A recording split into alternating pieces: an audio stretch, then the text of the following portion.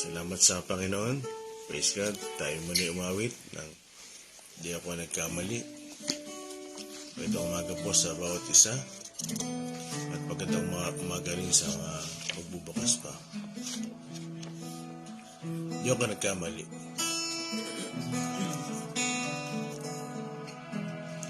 Kala ko di madarating pa sa sandaling ito sa buhay ko, ang maranasan katuparan ng pangako, ang mahawakan tagumpay na inasal. Maraming di naniwala, maraming umadlaw, maraming ang nasabi wag na ako maghintay. Tila walang pag-asa, tila walang wakas. Di ako nagkamali na magtiwala sa'yo. Di ako nagkamali na magtiis at maghintay. Di ako nagkamali sa nirang iyong kalooban. Di ako nagkamali sa iyo ay nagmahal. Nakala ko mula sa umpisa.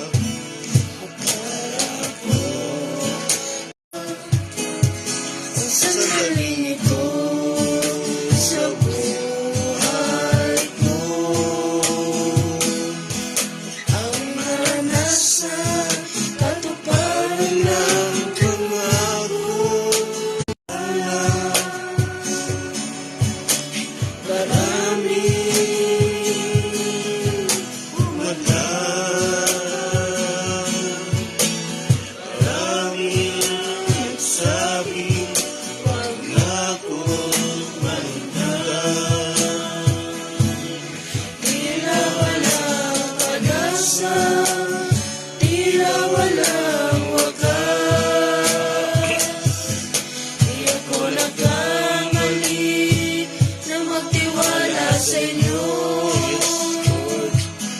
Di ako nagkamali na magtiis at maghintay. Di ako nagkamali, sundin ang iyong kalooban. Di ako nagkamali, sa iyo ay nagmahal. Di ako nagkamali na magtiwala sa iyo. Di ako nagkamali na magtiis at maghintay. Di ako nagkamali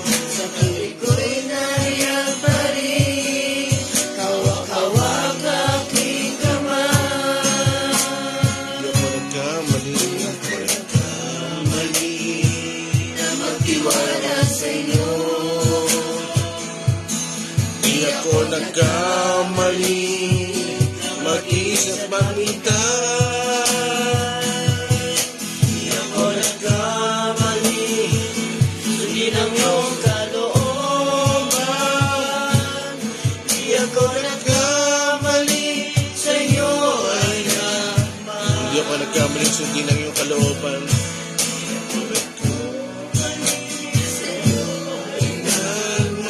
Di ako nagkamali. Sa inyo ay nagmahal. Glory, hallelujah. Di kami nagkamali, Panginoon. Sundin ang kalooban mo. Salamat sa inyo, Ama. Salamat po sapagkat tinuruan nyo kaming patuloy na magtiwala sa inyo. Salamat sa inyong mga pagtuturo. Salamat sa inyong mga kamahayagan sa amin.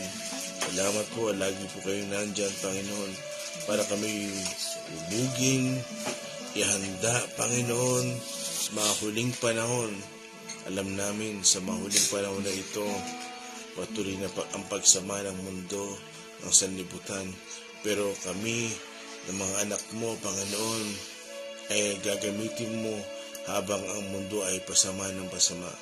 Dalahin ko po, pagpalain mo, O Diyos, ang oras na ito. Hallelujah. At sing, hallelujah. Hindi na ko sa ating closing, mag-opening prayer. Tayo po'y manalangin. Hallelujah. Purihin ka, Panginoon. Pinupuri ka po namin ngayon sa umagang ito, Panginoon. Pinupuri ka namin sa aming buhay, Panginoon. Itinataas ang dakilan niyong pangalan, Panginoon. Lord, patuloy kami lumalapit sa inyo, Yes, Panginoon, na may kababang loob, Panginoon. Patuloy po kami humihingi ng aming kapatawaran, Panginoon, sa mga nagawa naming kasalanan, Panginoon, sa mga Yes, Lord. hindi naging kalugod-lugod sa inyo, Panginoon. Lord, nawa, samahan niyo po ang pag-aaral namin ng inyong salita, Panginoon, ng inyong banal na spirito, Panginoon. Loobin niyo po, Panginoon, na ang mensahe niyo, Panginoon, ang kapahayagan niyo sa umagang ito, Panginoon, ay aming maunawaan, Panginoon. Lord, buksan niyo po ang aming mga puso at isip para tanggapin ng inyong salita, Panginoon. At nang sa ganyon ay maingatan po namin ang inyong salita, Panginoon, sa aming mga puso, Panginoon. Lord, samahan niyo po ang aming lingkod na inyong gagamitin, Panginoon. Ang inyong lingkod, Panginoon, itago niyo po siya sa inyong likuran, Panginoon. At kayo nga lang po ang makita, Panginoon, hindi ang kanyang mga kahinaan, Panginoon, Lord.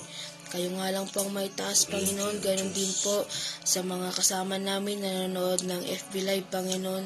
Kayo po ang humipo sa kanila, Panginoon. Kayo po ang mangusap sa kanila, Panginoon. Pagpalain niyo po ang bawat isa, Panginoon.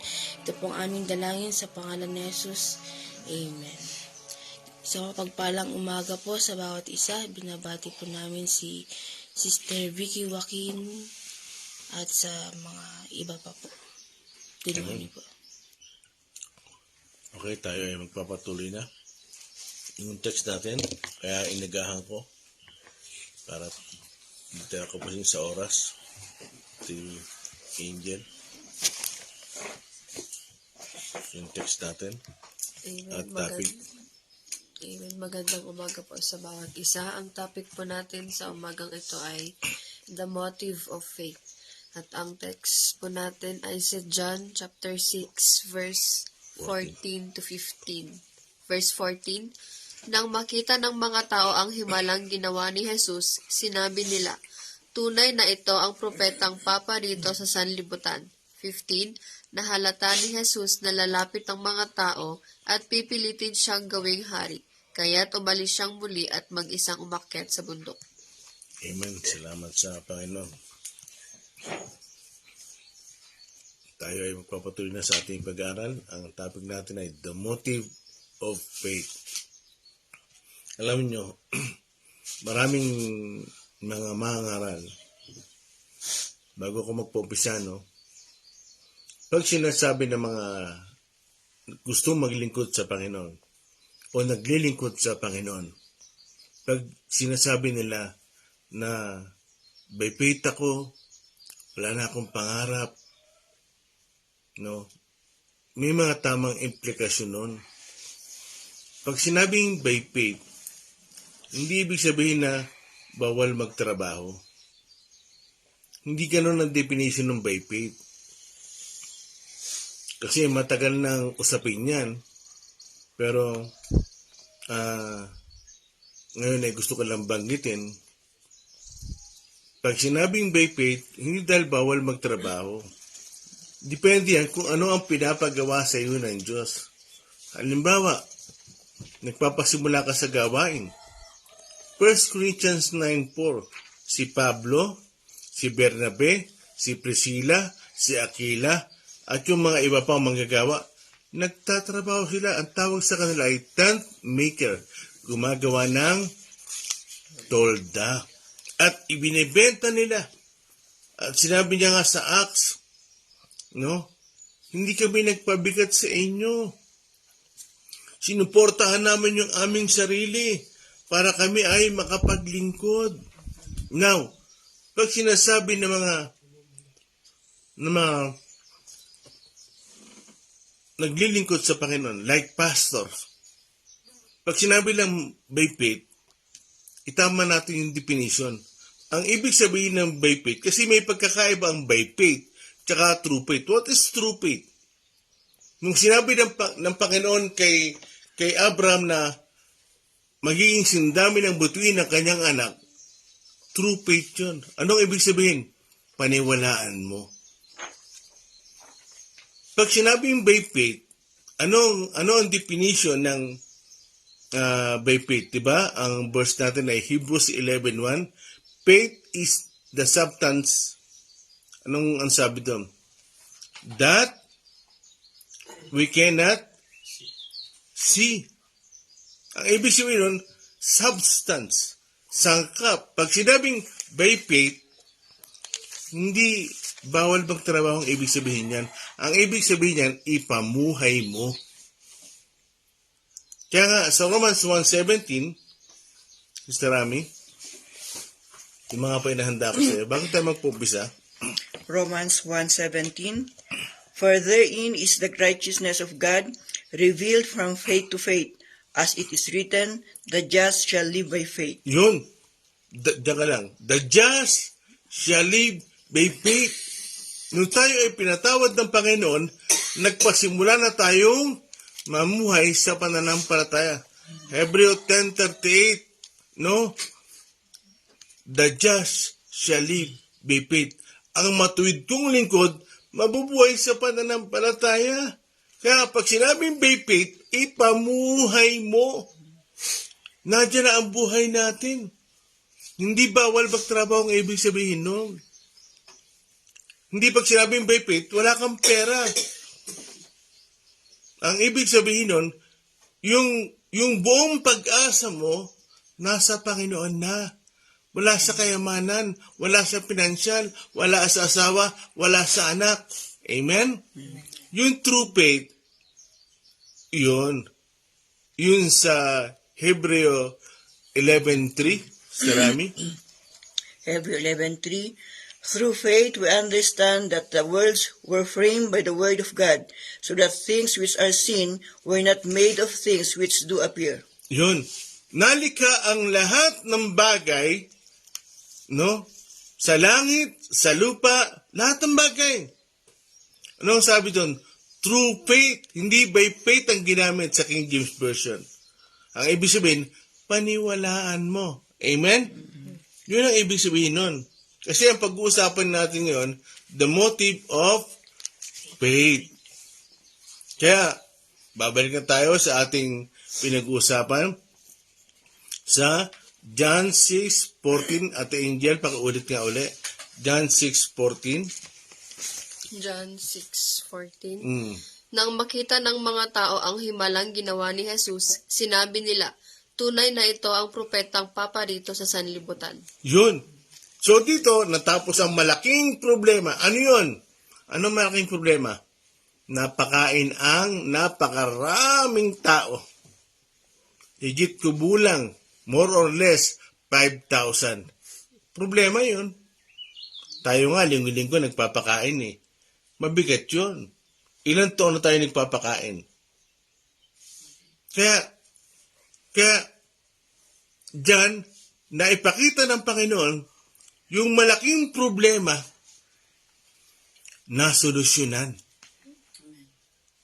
Yung malaking problema, nasolusyonan. yung sinabi ni Felipe, nakita ni Felipe yung laki ng pangangailangan, yung nakita ni Andres na malaking kakulangan, nasagot ng Panginoon. Christ is the answer. Kaya dito, ano ang implikasyon ng mga Hudyo? Ito na ang propetang iniintay natin. Kaya sa Deuteronomy 18, verse 15 to 16, Deuteronomy 18, Deuteronomy 18 verse 15. Mula sa inyo si Yahweh na inyong Diyos ay pipili para sa inyo ng isang propetang katulad ko. Dapat kayong makinig sa kanya. Ito ang kasagutan sa hiling ninyo kay Yahweh nang kayo nagkakatipon sa Sinai. Ang sabi ninyo, huwag mo nang iparinig pang muli sa amin ang tinig ni Yahweh na ipakita ang kakilakilabot na apoy na ito, sapagkat tiyak na mamamatay kami. Amen. Sitargate, pakagumay salamin mo. Sige. So dito, sinabi ni Yahweh kay Moises, sabihin mo sa mga Hudyo, sa mga Israel, magbibigay ako ng isang propetang kagaya mo. So magbibigay ang Diyos ng propeta kagaya mo, kagaya ni Moises. Sinabi yun ng Diyos sa mga Israelita. Ano yung kagaya ni Moises? Yung gumagawa ng himala. Kaya, tingnan natin unahin mo natin yung John 1:19, verse 1. John 1:19 hanggang 21. John 1, verse 19 to 21. John chapter 1 verse 19. Ang mga pinuno ng mga Hudyo sa Jerusalem ay nagsugo ng ilang paring Hudyo at Levita upang itanong kay Juan kung sino nga ba siya. 20. Hindi nagkaila si Juan, sa halip ay maliwanag niyang sinabi, hindi ako ang Kristo. 21. Sino ko akong gayon? Tanong nila, ikaw ba si Elias? Hindi ako si Elias, tugon niya. Ikaw ba ang propeta? Sumagot siya, hindi rin. Okay. So dito, yung mga Hudyo, yung mga Paraseyo, ay tinanong si John, ikaw ba si Elias? Hindi. Ikaw ba yung propetang darating? Alam nila may propetang darating. Pero ang totoo, mga kapatid, nung sinabi ng Diyos na magbibigay ako ng propetang katulad mo sa Deuteronomy, marami ng propeta ang dumating. Umpisahan natin. Si Samuel, si David, si Elijah, Eliseo, si Ezekiel, si Elias, si Daniel, si Haggai, si Malakias, sino pa? Jeremiah, si Isaiah, sino? I-recite nyo. Marami. Pero nag-iintay sila ng propeta. Bakit nung gumawa ng himala ang Panginoon, biglang sinabi nila na, eto na yata yung iniintay nating propeta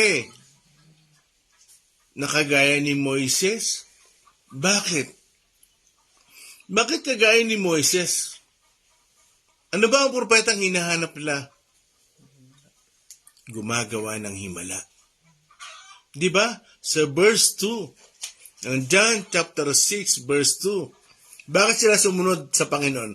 Kasi nagpapagaling ng may sakit. Gumagawa ng himala. Kaya nila iniintay. Kaya sila nag-iintay ng propeta. Ano yun? Bakit? May pakinabang sila. Hindi dahil talagang gusto nila ang Panginoon. Nawala nga sila nung hinuli ang Panginoon Ano pa? Bakit? Ito na yata yung propetang darating. Bakit? Kasi may kakayahang mamuno. May kakayahan, may merong capability o may ability. May kakayahang mamuno. Bakit? Yung 5,000 mahigit napakain. Wow! Ito ang presidenteng kailangan ko, hindi gugutumin ang Pilipinas. Naunawaan nyo? Bakit sila na in love kay Jesus? Kasi nagpakain ng Panginoon. May kakayahang mamuno. Ano pa? Nagsasalita ng mensahe galing sa Diyos. Tsukala nila, eto na yung propeta na iniintay nila. Anong propeta ba yon? Yung kagaya ni Moises, yung may kakayahang mamuno, ruling prophet. Yun talaga yung motibo nila. Pakibuksan nyo sa Acts. Sa Acts chapter 3, verse 19 to 22. Acts chapter 3. Acts chapter 3. Acts chapter 3 verse 19. Kaya nga, magsisi kayo at magbalik loob sa Diyos upang patawarin kayo sa inyong mga kasalanan. 20. At nang sa gayon ay sumapit na ang panahon ng kapahingahang mula sa Panginoon. Susuguin niya si Jesus, ang Kristong hinirang mula panahong una para sa inyo. 21. Siya'y dapat munang manatili sa langit hanggang dumating ang pagbabago ng lahat ng bagay ayon sa ipinahayag ng Diyos sa pamamagitan ng kanyang mga banal na propeta mula pa noong una. 22. Sapagkat sinabi ni Moises, mula sa inyo, ang Panginoon niyong Diyos ay pipili para sa inyo ng isang propetang katulad ko. Sundin ninyong lahat ang kanyang sasabihin sa inyo. Yun, si Jesus pala yun. Sa mahabang panahon, si Jesus pala yung propetang darating. Alam nyo, hindi na siya propeta. Anak din siya ng Diyos. At ang totoo, anak siya ng Diyos.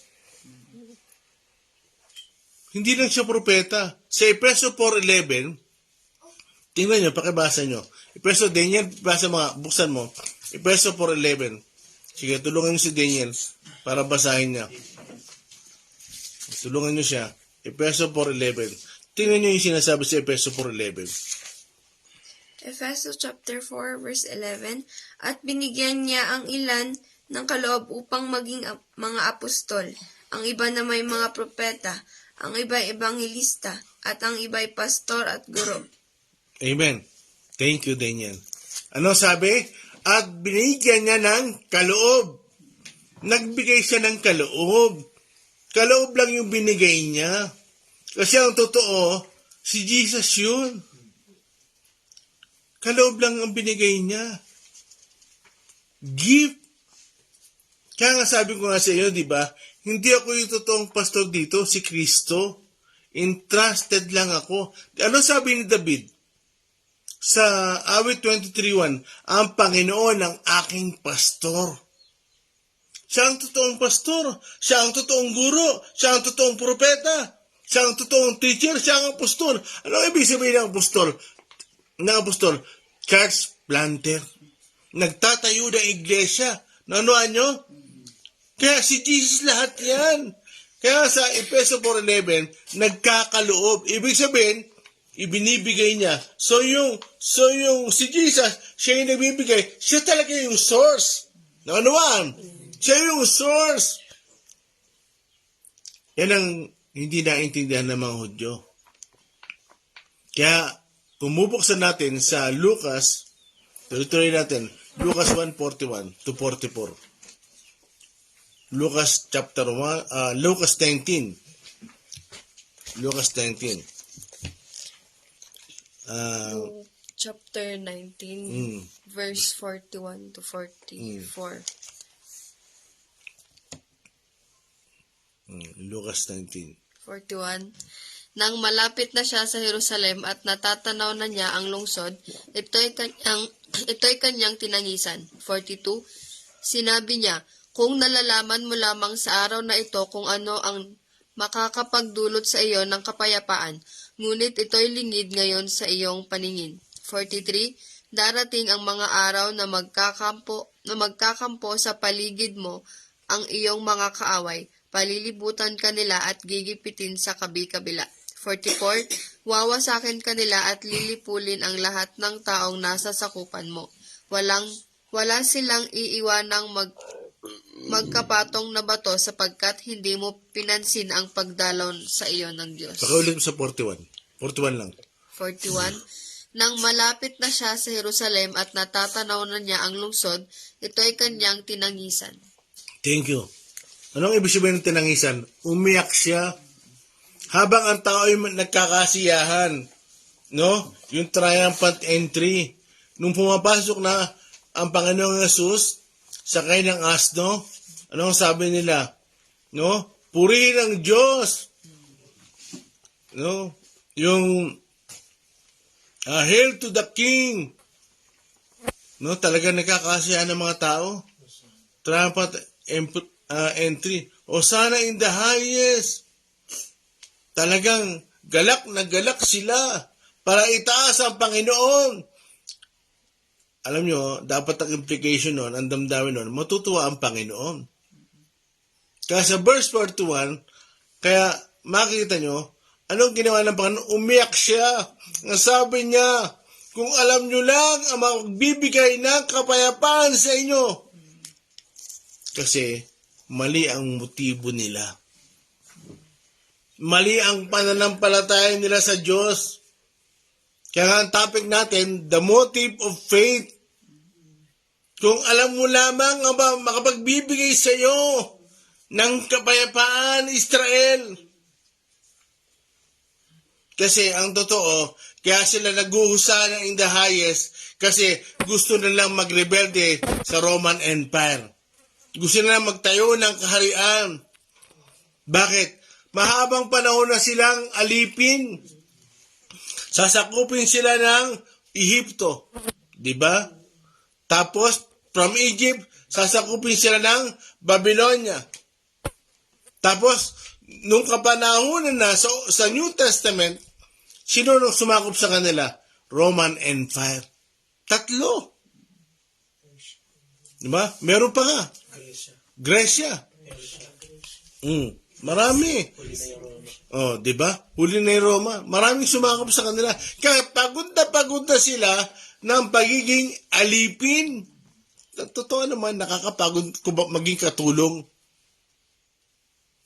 Kaya diyan, nakita ng Panginoon ang motibo nila. Na magtayo ng kaharian. Kaya kung babasahin natin sa John 6:15, Ate Angel, kabuksan ulit, 15. John 6:15. John 6:15. Nahalata ni Jesus na lalapit ang mga tao at pipilitin siyang gawing hari. Kaya't umalis siyang muli at mag-isang umakyat sa bundok. Yun! Pipilitin siya maging hari.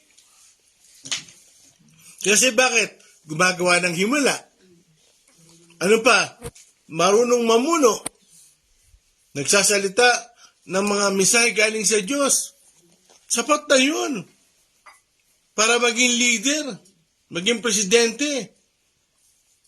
Kaya, nakita ng Panginoon yung kanilang motibo.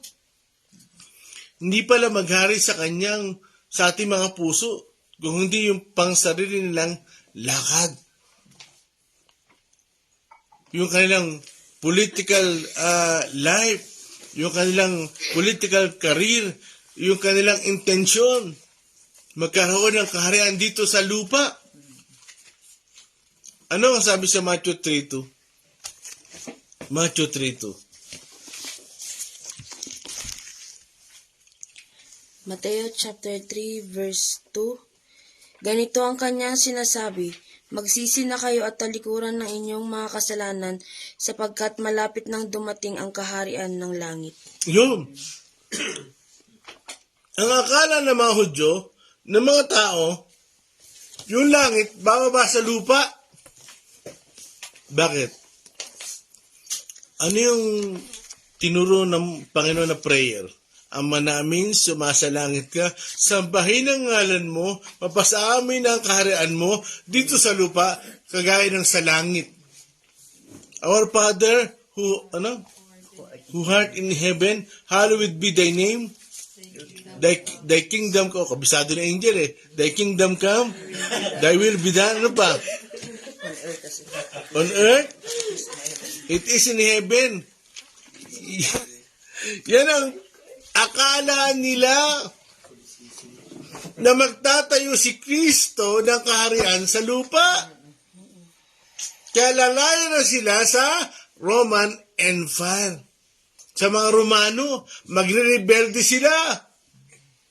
Amen? Mali ang mali. Kaya umiyak ang Panginoon. Bakit? Hindi yun ang gusto ng Panginoon. Matthew 6:3. Matthew 6:3.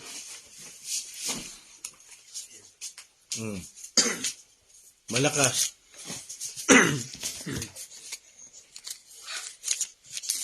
Matthew 6:33, sabi po dito, ngunit higit sa lahat ay pagsikapan ninyo na kayo'y pagharian ng Diyos at mamuhay ng ayon sa kanyang kalooban at ibibigay niya sa inyo ang lahat ng inyong pangangailangan. Amen. Seek ye first the kingdom of God. Ang akala ng mga Hudyo, yung kingdom ni Jesus na itatayo sa lupa, sa Israel, akala ng mga Hudyo, dito, hindi. Sa puso natin, gusto ng Diyos, maghari siya sa atin. Yan ang gusto ng Panginoon. Yan ang gusto ng Panginoon. Seek ye first the kingdom of God. Unahin natin siya. Pagsikapan natin na maghari ang Diyos sa atin and His righteousness, and all these things shall be added unto you, unto us. Yun ang gusto ng Panginoon. Maghari siya sa buhay mo. Bakit? May kaharian na ang Diyos. May kaharian na si Kristo. Bakit pa siya maglalagay na kaharian dito? Ay gugunawin nga itong lupa. Amen? Anong oras na siya? 31. Yo. Yun dahilan bakit dumayo ang Panginoon at umiyak. Bakit? Sinabi niya sa mga Israel, sa Israel, sasakupin kayo, papahirapan kayo, marami kayong problema, pero hindi nyo nakita ang totoong kapayapaan. Kasi umiyak, kasi nandito ako para magbigay ng tunay na kapayapaan. Nandito ako para magbigay ng buhay na walang hanggan. Hindi para itayo yung kaharian nyo. Hindi para magrebelde sa Roman Empire. Alam niyo mga kapatid, maraming mananampalataya ngayon. Mali ang motibo. Hindi tayo naging Kristiyano para yumaman. Hindi tayo tumanggap sa Panginoong Hesus para gawing milyonaryo. Yung pagiging Kristyan natin ay katiyakan na meron na tayong buhay na walang hanggan. Hindi tayo naging Kristiyano para ibigay ang luho natin. Hindi tayo tinawag ng Panginoon para payamanin tayo. Dagdag na lang yan. Kung payamanin ka ng Panginoon, financially, may purpose siya. Alam nyo, itama natin yung prayer natin. Itama natin yung motibo natin. Huwag nating gawing sugar daddy ang Panginoon. Huwag nating gawing DOM ang Panginoon. Tayo ay pagpapalain ng Panginoon. Unang-unang blessing na natanggap natin, eternal life. Buhay na walang hanggan. Yun ang unang dahilan, kaya nandito ang Panginoon. Para ibigay niya sa atin yung buhay na walang hanggan. Para hindi matapos ang buhay mo. Ngayon, gusto niya ba tayo maging mahirap dito? Hindi. Gusto niya nga bless tayo eh. Na kahit wala kang pera, masaya ka. Hindi yung may pera ka, kaya ka lang masaya. At pag wala ka ng pera, wala ka ng saya. Amen? Itama natin yung motibo natin. Kung pagpapalain ka dito ng Panginoon financially, may purpose siya. Dagdag na lang yun.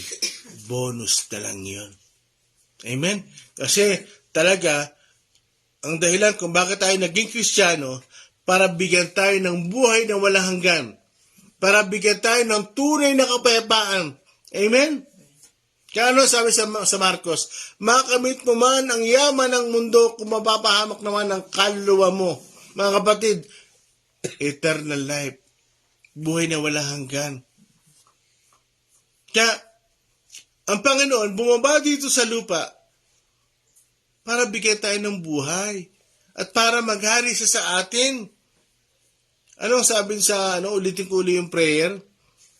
No, Ama namin, sumasalangit ka, sambahin ang ngalan mo, mapasa amin ang kaharian mo dito sa lupa. Mapasa amin ang kaharian mo dito sa lupa, kagaya sa langit. Kung ano yung patakaran sa langit, maging patakaran dito sa lupa. Nanawaan niyo ba yun? Kung ano yung pamantayan sa langit, maging pamantayan sa lupa. Amen? Kaya, tayo ay naging Kristiyano para maging tagsunod ni Kristo. Amen? Hebrews, Colossus 3:1. Colossus 3:1. Buksan nyo nga. Jess, buksan mo. Colossus 3:1. Tulungan nyo si Ate Jess para mabilis.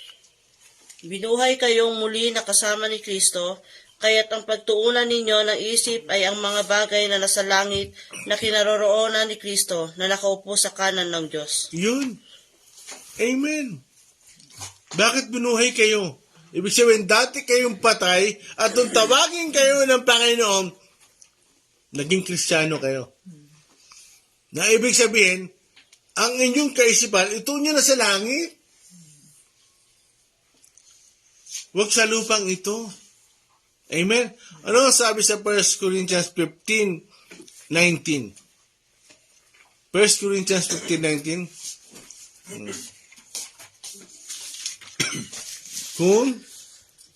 Sige. 15:19, kung ang pag-asa natin kay Kristo ay para lamang sa buhay na ito, tayo na ang pinakakawawa sa lahat ng tao.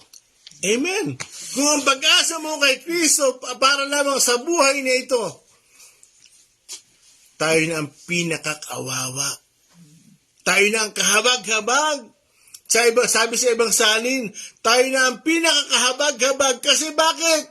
Hindi mo nakita yung totoong, dahilan ni Kristo.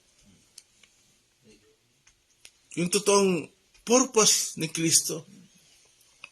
Hindi mo nakikita. Hindi rito. Kaya kung pinagpapalaman tayo dito, may purpose siya. Eh bakit si Ate Jess pinagpapala, ako hindi? May purpose siya. Gusto mo magpalit kayo na Ate Jess? Diba? May purpose siya. Bawat isa sa atin, may purpose ng Panginoon, may paggagamitan sa atin ng Panginoon. Romans 8:28, at today yan. Romans 8:28. Mga dating verse na yan eh. Reviewin natin. Romans 8:28. Romans chapter 8 verse 28. 28. Alam nating sa lahat ng bagay ay gumagawa ang Diyos para sa ikabubuti ng mga nagmamahal sa Kanya. Silang mga tinawag ayon sa Kanyang layunin. Amen. Alam natin sa lahat ng bagay ay gumagawa ang Diyos.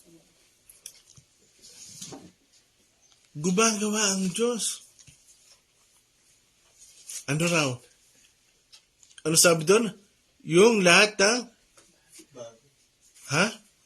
Hindi, Lahat ng bagay ay gumagawa ang Diyos sa lahat ng bagay ay gumagawa ang Diyos. Anong sunod sa sentence? para sa ikabubuti ng mga Para sa ikabubuti. Anong third sentence? silang mga tinawag ayon sa kanyang layunin. Silang mga tinawag ayon sa kanyang layunin.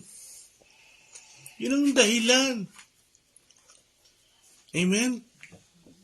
Yun ang dahilan. May layunin sa tayo ngayon, mga anak ng Diyos. Tayo ngayon yung gagawa ng layunin ng Diyos. Pilipos 2:13. Din yan, Pilipos 2:13. Malakas. Filipos chapter 2 verse 13. Sapagkat ang Diyos ang kumikilos sa inyo upang inyong naisin at isagawa ang kanyang kalooban. Amen. Ang Diyos daw ang nagbibigay ng pagnanasa para matupad ang kanyang kalooban. Siya ang gumagawa sa puso mo. Bakit? Para magawa ng Diyos yung kanyang kalooban. Yung kanyang layunin. Amen?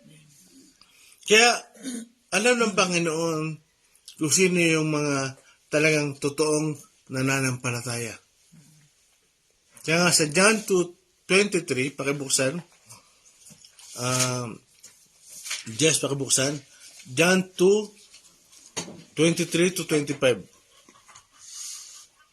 Sumagot si Juan sa pamamagitan ng pangungusap mula sa aklat ni Propeta Isaias. Ako ang tinig ng isang taong Hindi. John chapter 2, 23-25. Ay, 23. 20-25. Nang pista ng Pasko ay nasa Jerusalem si Jesus. Marami ang sumampalataya sa kanya na makita nila ang mga himalang ginagawa niya. Subalit hindi nagtiwala sa kanila si Jesus, sapagkat alam niya ang kanilang mga iniisip. 25. Hindi na kailangan may magsabi pa sa kanya tungkol sa kanino man, sapagkat nalalaman niya ang kaloob ng lahat ng tao. Yun. Hindi naman ibig sabihin porkit nananampalataya ka, lalapit sa iyo ang Diyos. Hindi alam ng Diyos. Alam ni Kristo. Sino yung tama ang motibo. Tama ang motibo sa pananampalataya. Alam niya. Sino yan sa panahon natin ngayon? Sino yan? Yan yung mga, yung mga lumalapit sa Panginoon kasi akala nila, laging tutugan ng Panginoon. Ano yun? Yung payayamanin sila, hindi sila paghihirapin, mali yung motibo. Yung laging pang sarili, lagi ang iniisip. Pag hindi mo tinugon, magtatampo.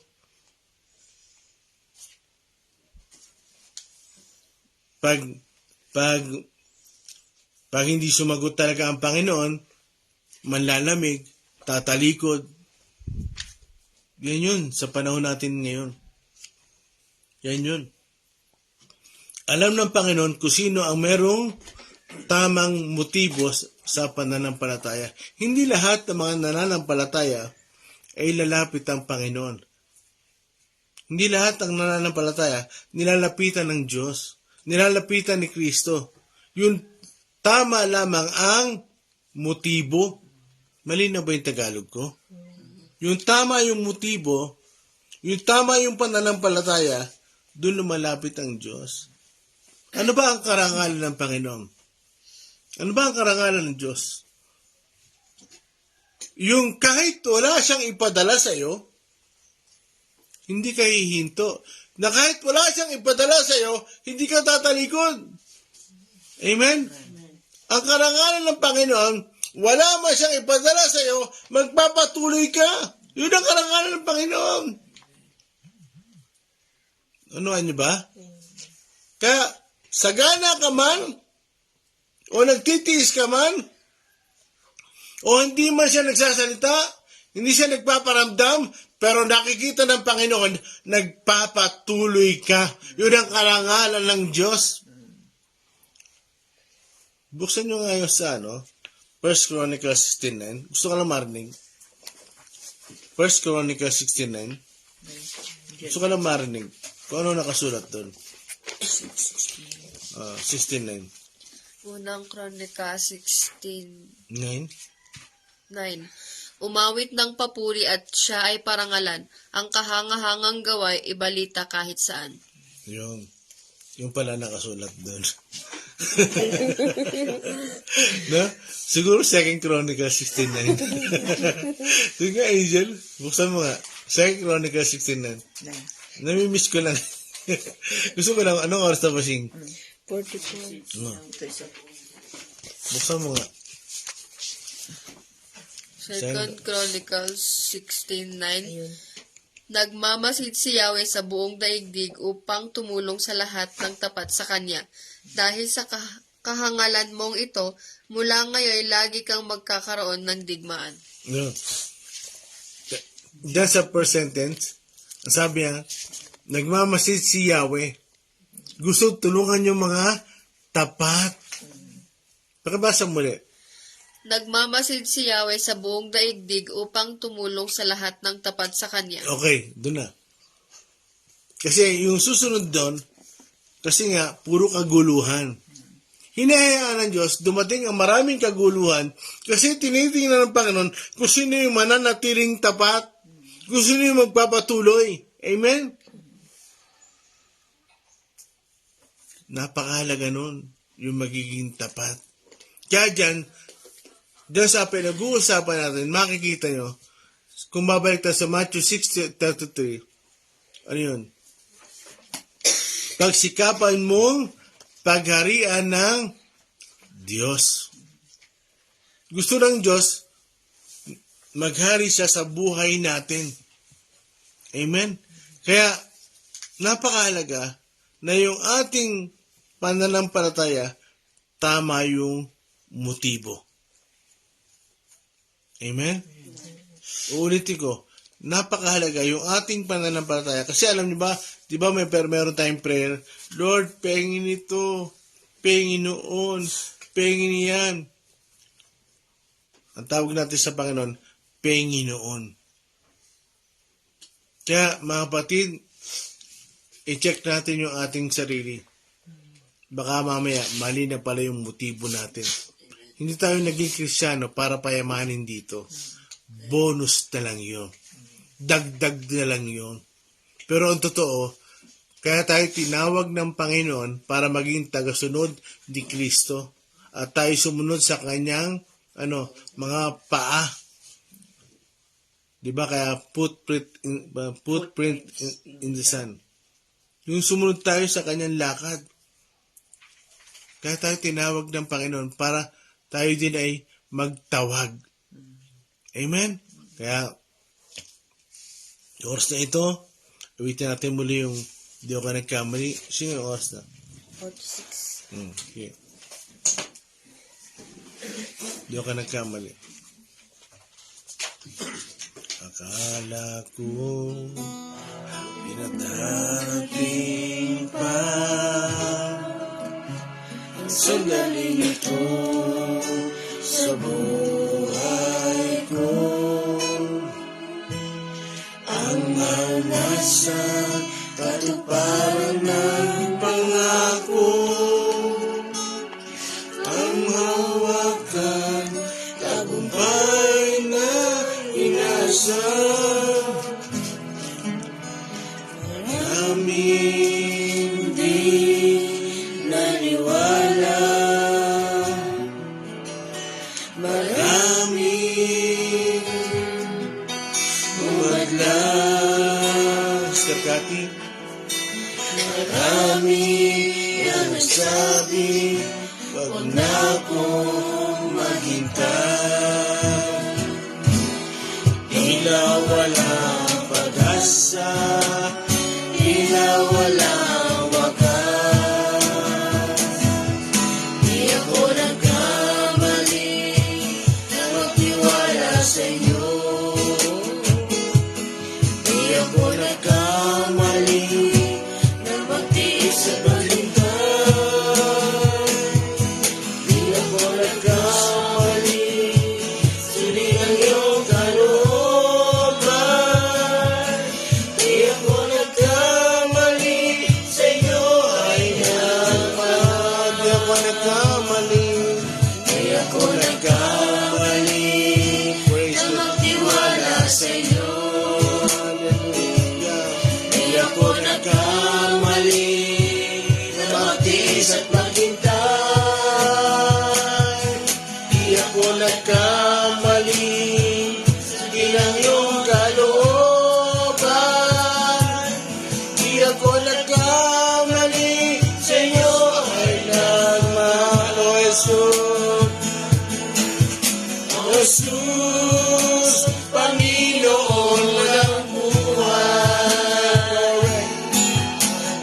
Jesus, pag-asa ng kinabukasan.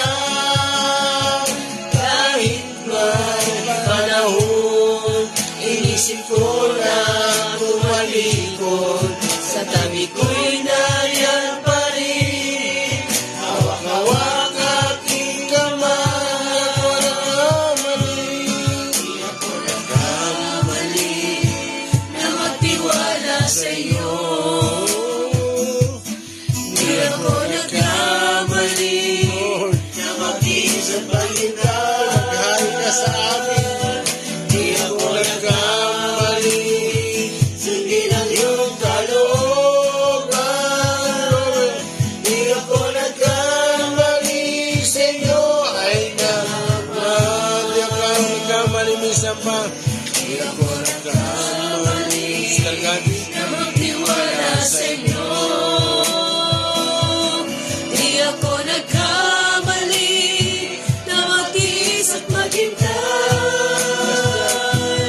Di ako nagkamali, sundin ang iyong kalooban.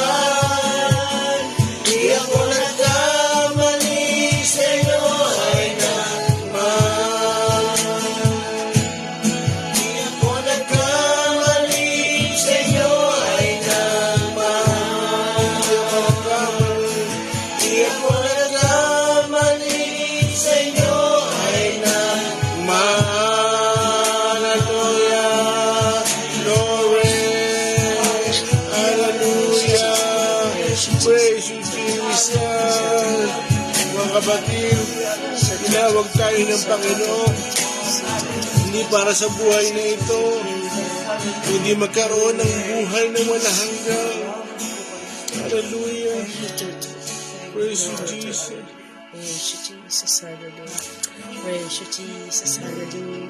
Hallelujah. Hallelujah. Praise you, Jesus. Salamat sa inyo, O God, sa inyong mensahe ngayong umaga. Salamat sa inyo, O Lord. Patuloy niyo kaming binubuksan ng aming isipan, Panginoon, patungo sa inyong nais sa amin. Salamat, Panginoon. Sinabi niyo sa amin na ang aming atensyon na hindi dapat dito lamang sa lupa. Lord, tulungan niyo kami sa mga araw-araw naming mga kalagayan. Minsan napupuno kami ng kaabalahan dahil sa sangkukuhan ng kakainin, mga babayaran, mga kailangan ng kapamilya. Lord, tulungan niyo kami, Panginoon, na bagamat ito'y dinadaanan namin, kami, Panginoon, ay tumanaw ng mas malayo pa kaysa sa aming buhay. Lord, ayon sa inyong nais, Panginoon. Lord, bagamat ito'y hindi madali, sa tulong ninyo, magagawa po namin ito. Sapagkat nariyan ka lang sa amin at ikaw ang aming natatakbuhan. Kayo ang makapangyarihang Diyos. Kayo ang totoong Diyos. Kayo ang sumasaklolo sa amin, Panginoon. Magagawa namin ang lahat ng ito sa tulong po ninyo, Panginoon. Lord Jesus, salamat sa inyo, salamat sa inyo. Salamat sa tulong ninyo, Panginoon. Magtatagumpay kami sa aming mga sitwasyon sa buhay. Sa araw na ito, sa aming mga pangangailangan, Lord, hindi ito magiging kabigatan sa amin sapagkat nariyan ka, tutulong ka sa amin, Panginoon. Salamat sa inyo, sa aming mga karamdaman. Lord, salamat sa inyo. Lord, tutulungan nyo kami, Panginoon. Daanan ito, Panginoon, at magtatagumpay kami sa tulong ninyo. Lord, salamat sa kagalingan, Panginoon, inaangkin namin ito, O Diyos. Salamat sa inyo, Panginoon. Hallelujah, hallelujah. Lord, yung may mga prayer request pa ngayong umaga, dalangin po namin, Panginoon, na kayo ang tumulong, Lord. Alala po namin si Sister Ruth Wales, Panginoon. Salamat sa inyo. Kayo po nakakakilala sa Kanya at alam niyo po ang laman ng Kanyang puso. Lord, abutin mo po siya, Panginoon, at ang Kanyang buong sambayanan, Panginoon, sa buhay niya, Panginoon, hindi lang sa araw na ito, Panginoon. I-bless mo siya, Panginoon. Comfort her, Panginoon. Lord God, salamat sa iyo. Paramdam mo sa Kanya na hindi ka nang iiwan, Panginoon. Hindi mo siya kinalimutan. Nariyan ka lang sa Kanya, Panginoon. Salamat sa inyo. Salamat sa inyo. Hallelujah. At Lord, yung mga nakikinig ngayon, may prayer request sa pag-abroad, Lord, salamat sa inyo.